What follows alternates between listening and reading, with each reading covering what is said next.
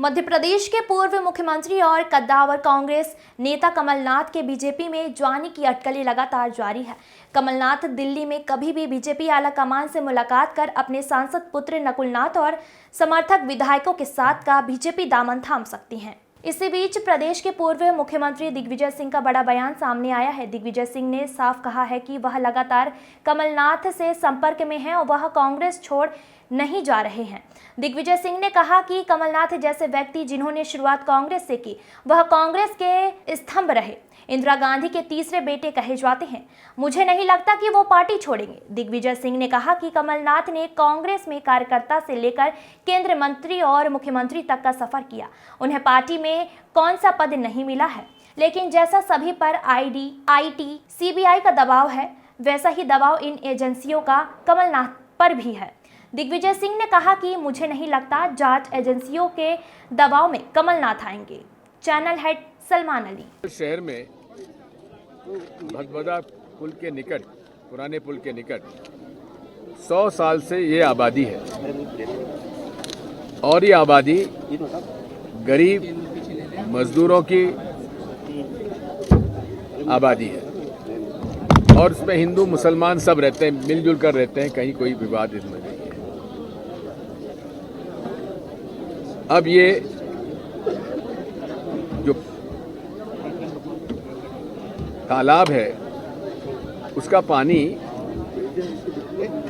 जो है आबादी से नीचे तालाब था, उसके ऊपर चरोकर थी, चरनोई थी और उसके ऊपर आबादी बसी हुई थी।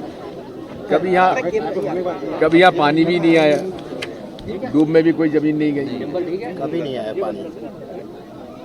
और अब चूंकि कलियासोत बन गया है तो भदभदा के पुल जब गेट खुल जाते हैं तो पानी निकल जाता है।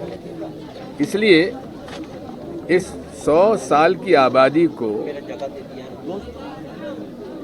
क्यों हटाया जा रहा है, ये हमारी शिकायत है। और हटाना भी है तो ये अनेक आदेश इस प्रकार के हैं, जब तक इन्हें एक वैकल्पिक व्यवस्था न दी जाए तब तक उन्हें किसी को नहीं हटाना चाहिए। ये एक मानवीय दृष्टिकोण अपनाना चाहिए। अब एनजीटी के जज साहब ने जो फैसला दिया है हम उसका सम्मान करते हैं, लेकिन जो मानवीय पहलू इसका है उसका भी हम लोग सम्मान करने की आवश्यकता है। मैं डीजीपी साहब से, मुख्य सचिव महोदय से इस बारे में बात करूंगा और आवश्यकता पड़ी तो हम लोग एनजीटी ट्रिब्यूनल के सामने भी जाएंगे। इसी 291 नंबर ये वक्फ में भी रजिस्टर्ड है। जब वक्फ में रजिस्टर्ड है तो वक्फ में इनका केस भी चला हुआ है। इसलिए हम चाहते हैं कि अभी तत्काल इन्हें यहाँ से न हटाया जाए और इंतज़ार किया जाना चाहिए एनजीटी के फैसले का और वक्फ के फैसले का।